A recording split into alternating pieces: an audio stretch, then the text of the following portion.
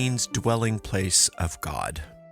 And in a magical sense, Shekinah refers to the divine idea of the underlying reality that supports all things. She's present everywhere, pervades everything, and serves as the spiritual substance, essence, and living energy from which all things are created. Shekinah is the foundation of all manifestation, expressing the attributes of divine being. This divine substance sustains and enriches any idea directed toward it. It's important to understand this concept of Shekinah, even if you don't call it that.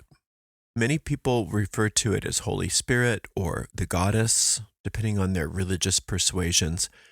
But really, if you think about it from a non-religious point of view, it comes across as being fairy dust, magical dust. And if you look through stories about magic and magic workers, fairy tales, there's always some sort of substance when a wonder is worked, when something manifests or something transforms or changes. And that's what this is alluding to, this divine substance, Shekinah. It's an intelligent substance that is what one of my older teachers in the craft called proto-matter. Proto-matter. It's frequently seen by clairvoyants and sometimes even non-clairvoyant people when they're in the right frame of mind as a type of glitter. It's a light behind all physical light. Now, if you've ever cleaned up a room and just really made everything nice and beautiful, and you come back into that room, there's a special something there. There's a special extra essence there, and that's Shekinah. You can work with Shekinah without having any training. You don't have to know a lot about magic in order to work with this substance, and I'm going to teach you a few ways to do that today. In our Angel Magic course, we have a whole Shekinah square, and I have a whole booklet on Shekinah where there's a Shekinah talisman or amulet, and those are wonderful. But it's not limited to those things. There are many ways that you can approach this concept of Shekinah or this concept of divine substance. A lot of times when people experience psychedelics, which I had some dabbling with when I was younger, I don't do that kind of thing anymore, but a lot of those trails and things that they see, I think that that's a type of awareness of this same substance that we are talking about today. And it really is just tuning into it that is all that's necessary.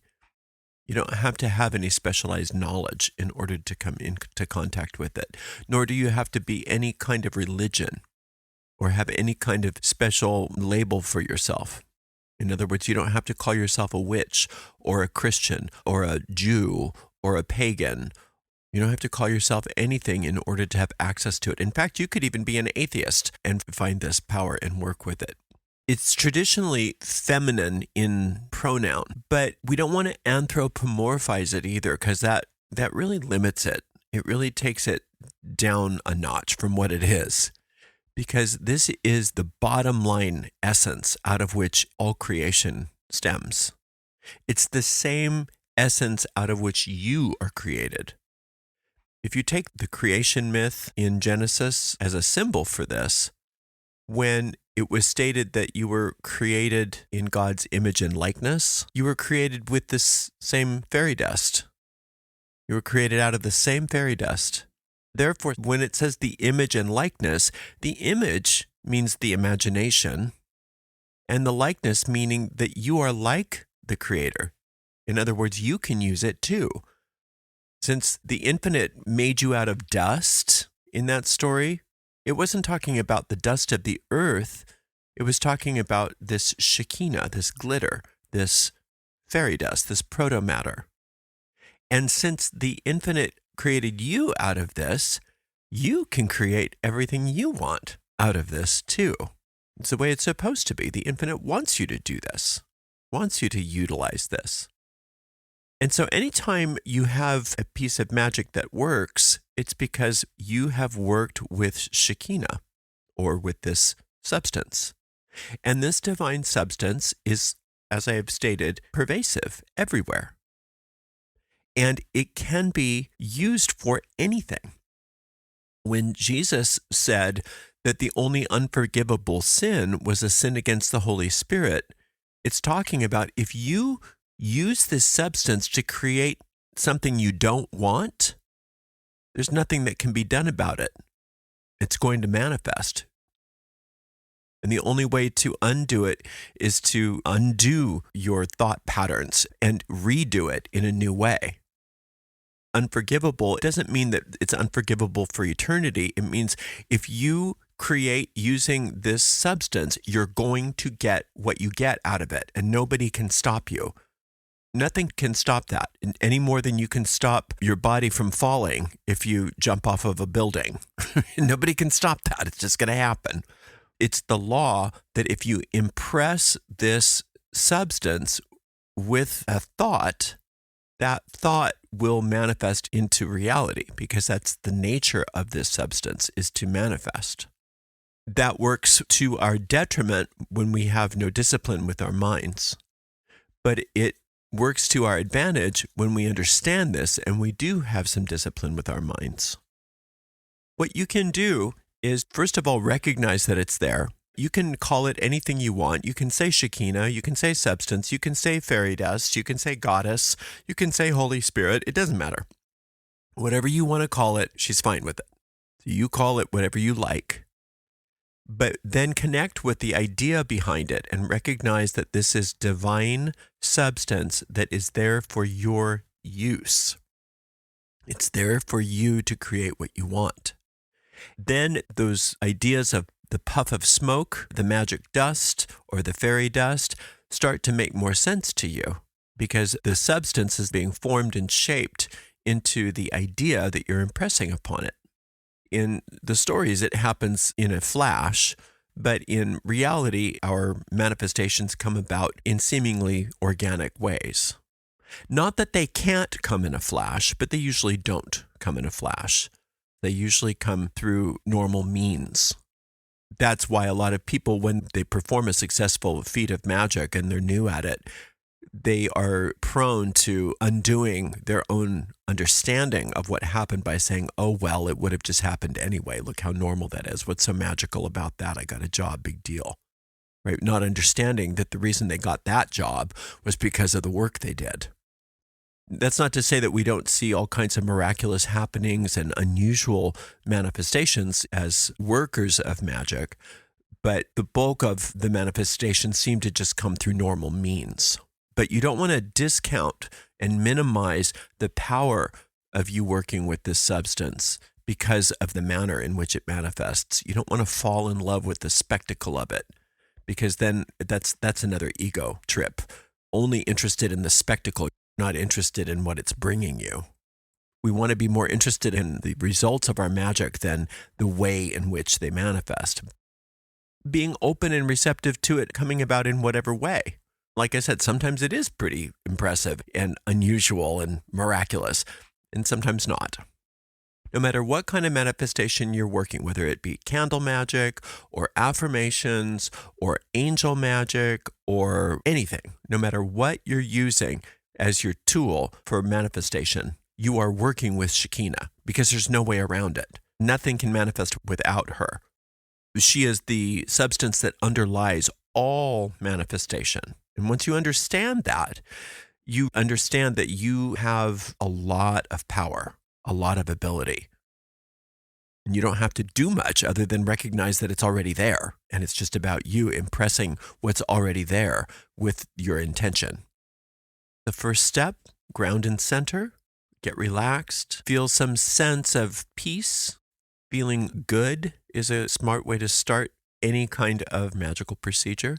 You can cast a magic circle. Sometimes that makes it easier for you to let down your guard or lower your mental shield, because then you feel safe. Whatever you like to do, I like to use the orb of light. I ground and center. I do my orb of light. Sometimes I'll do a circle, call upon the quarters. None of that's necessary, but you do what is important for you. Relax the body, relax the mind, and allow that mental shield to come down. Then you just start seeing in your mind's eye the best way you can glitter, substance, fairy dust. It's usually, for me, silver with little gold flecks. That's usually how it appears to me. It may appear different to you, and it may have a different color, depending on what you're doing. But I just see this glitter, and I just see it constantly falling. It's a constant, ever-present waterfall everywhere of glitter. And you can't stop seeing it once you start being in tune to it. It's always present. It's always there. It's always at the ready. And as you're seeing it, you just have a gentle intention. A simple, gentle intention. It can be a visualization. If that's something that's good for you, you can see what you want. Sometimes, for me, it's just a keyword. Let's say, for instance, if I'm in a situation where I'm having a problem and I need a resolution to it, I may not have time for a big, long ritual. I can find a moment by myself, just relax my body and mind, maybe call upon that orb of light very quickly and efficiently. And I start seeing the Shekinah substance everywhere. I start seeing that fairy dust all around me. And I just say resolution or resolve. I just say it once. You can say it a few times, but it's not a big mantra. You don't have to program the Shekinah. Remember, it's intelligent substance. It knows more than you do. It's very, very intelligent. It is the manifestation of intelligence. You can have that gentle intention, and you see that substance falling all around you. Just that moment of magic with it, and then put it out of your mind and let it come about. Anytime that problem comes up into your mind, you can just remind yourself it's been resolved. Shekinah is filled with resolution energy here. Maybe you need increase in your finances. You can see that glittering magic dust all around you and just say prosperity or paid in full or whatever your intention is. I like a keyword. Maybe you like a rhyming chant. You can do that.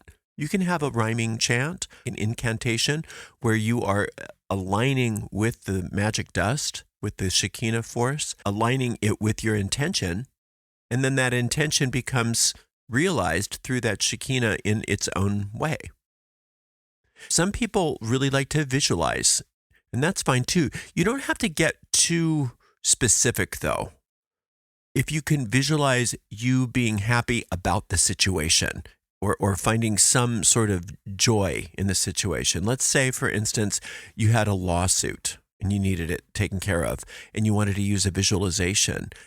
Instead of visualizing a whole scene like a movie about how you want it to work out, you could just visualize a small, tiny scene of you thanking the lawyer for such a beautiful job, and just see that a couple times while you're seeing the Shekinah glittering all around you.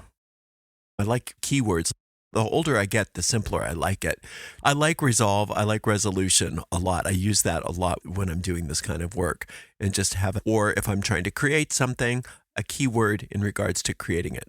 Prosperity or inspiration. Say I needed a new idea for something. Inspiration. Because I know what I want. Shekinah knows what I want. This is just a way for me to impress it, to impress the substance with my intention. Just a moment where I'm taking an active stance. Because remember, the Shekinah is not going to just come in and do it for you. I think you would like some of this, and then I think you'd like some of that.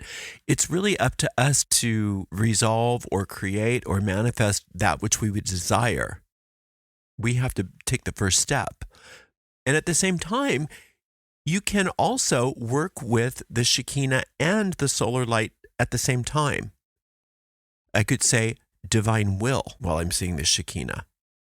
If I had a particular situation in my life and I didn't really want to impress my will on it, I wanted it to resolve in the way that the divine will wants it to be resolved or manifest, I could say divine will while I'm seeing the Shekinah glitter. And then that puff of smoke creates a complete manifestation in my life. You can use it on any level of manifestation you desire. Just understanding that all magic has to go through Shekinah, it's kind of smart to just go right to the Shekinah, to go right to the substance itself and use the magic dust, because that's what it's there for. Remember, you were created out of this magic dust, and you have the same ability as the creator that created you out of the magic dust, so you may as well use it. It's amazing how quickly, easily, and efficiently things can work out for us when we go right to the source. And we realize that all around us, within and throughout every aspect of the universe, is this Shekinah force. And it's just as powerful here as it is everywhere else. There's no place that this isn't there. So no matter where you are or what you're doing, you have access to it. You just have to become attuned to it. And for me, the best way to become attuned to it is just to see it, or just to feel it, or just to know it, acknowledge that it's there, and then have a very clear intention of what I want with it, and then be done with it. You don't have to belabor it.